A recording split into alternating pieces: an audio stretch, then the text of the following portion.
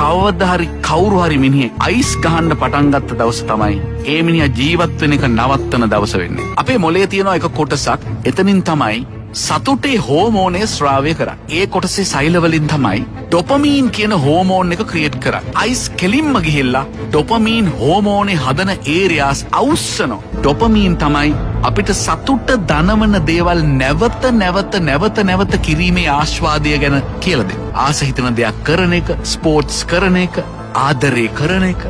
යම්කිසි ක්‍රියාවකින් ඩොපමීන් එනවා නම් අපේ ඇඟ අපිට නිතරම කියනවා, අපේ මොළය නිතරම කියනවා, ඒ ඩොපමීන් එන වැඩේ ආයි කරන්න බබා. මේ ක්‍රිස්ටල් මෙත් එකෙන් මොළයේ තියෙන ඩොපමීන් ස්‍රාවය කරන සෛල අවුස්සනවා.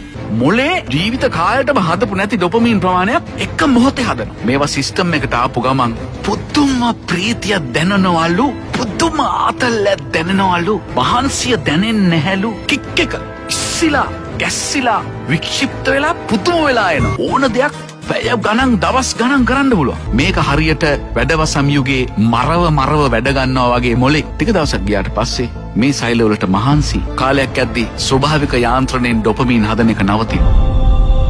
දැන් වැඩ කරන්නේ කෙමිකල් එකට විතරයි. තවදුරටත් ස්වභාවික යාන්ත්‍රණය යටතේ ඩොපමීන් හදාගන්න මේ සෛල වලට බැරි වෙනවා. අයිස් ටිකක් ගැහුවොත් විතරක් අමාරුවෙන් ඩොපමීන් කොහොම හරි ටිකක් හදනවා. ඒවා වැඩ කරන්නේ තවදුරටත් කෙමිකල් වලට විතරමයි.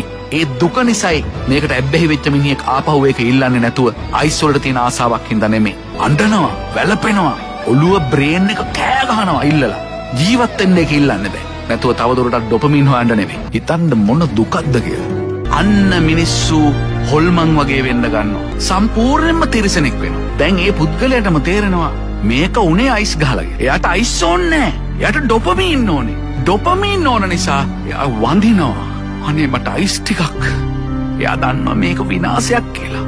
එළියට එන්න බෑ. ඇඟ රිදෙනවා, බය දැනෙනවා, පිස්සු වගේ හැසිරෙනවා. ඔළුව කියනවා අයිස් ගහලා මේක උනේ. මිනිහා දන්නවා අයිස් ගහන්න විනාශ වෙනවා. නමුත් මේ වෙලාවේ තියෙන මානසික වේදනාව, ශාරීරික වේදනාව දරා ගන්න බෑ. ආයි හොයනවා. ආයි වලෙන් වලටම යනවා.